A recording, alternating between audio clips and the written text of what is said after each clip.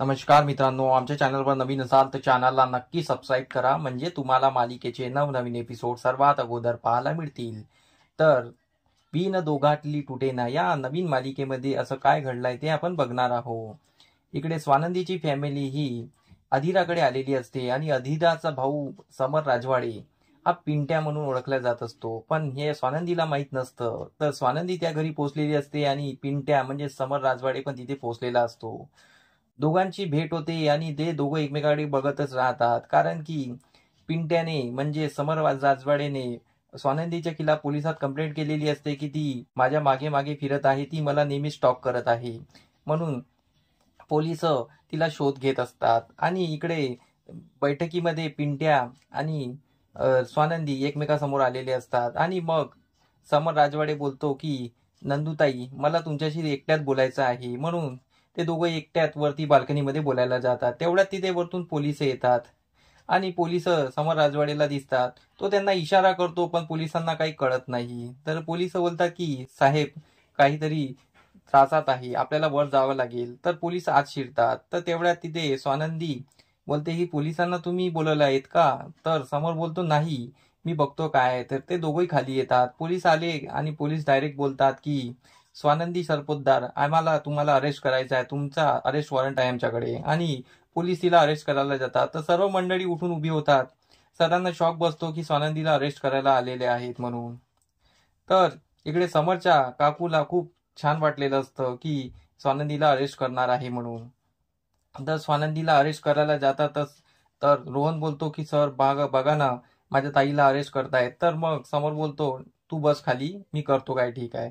तर समर त्या पोलिसांना बोलतो की तुम्ही जा आता, मी ज्या आनंदीच्या खिलाफ कंप्लेंट केली होती ती ही नाही आहे, ती आनंदी आहे ही आणि ही स्वानंदी आहे, असं तो घोड घालत असतो।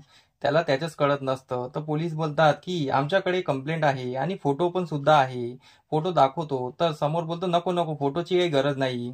तर तो बोलतो आनंद, तू हा सर्व घोळ घातलाय, तू यांना समजव। तर आनंद त्या पोलिसांना घेऊन बाहेर निघून जातो आणि मग समोर सर्वांना खाली बसवतो। पण ही स्वानंदी समरकडे रागाने बघत असते आणि ती त्याला टोमणे मारत असते। समर सर्व हँडल करत असतो। त्यानंतर स्वानंदी आणि समर बाहेर जातात। तर स्वानंदी समरला बोलते की तुम्ही माझ्या खिलाफ कंप्लेंट केली आहे हे मला चांगल्याने कळलेलं आहे आणि तुम्हीच पोलिसांना बोलवलेलं आहे। तर समर बोलतो सॉरी, माझ्यानी चूक झाली, आता यापुढे असं नाही करणार, माझ्या अधीरावर माझं खूप प्रेम आहे। तर स्वानंदी बोलते माझ्या भावावर पण माझं खूप प्रेम आहे। तर स्वानंदीला शिंका येतात। तर समोर बोलतो तुम्हाला शिंका येते, इथे तर काही धूळ वगैरे नाही आहे। तर स्वानंदी बोलते मला ट्रेस आला की मला शिंका येतात। तर समोर हसतो आणि बोलतो ट्रेसमुळे शिंका येतात? तर तो तिला नोझल स्प्रे देतो। नोझल स्प्रे खाली पडतो, तो दोघं उचलायला जातात। दोघांची टक्कर लागते आणि दोघंही हलून जातात।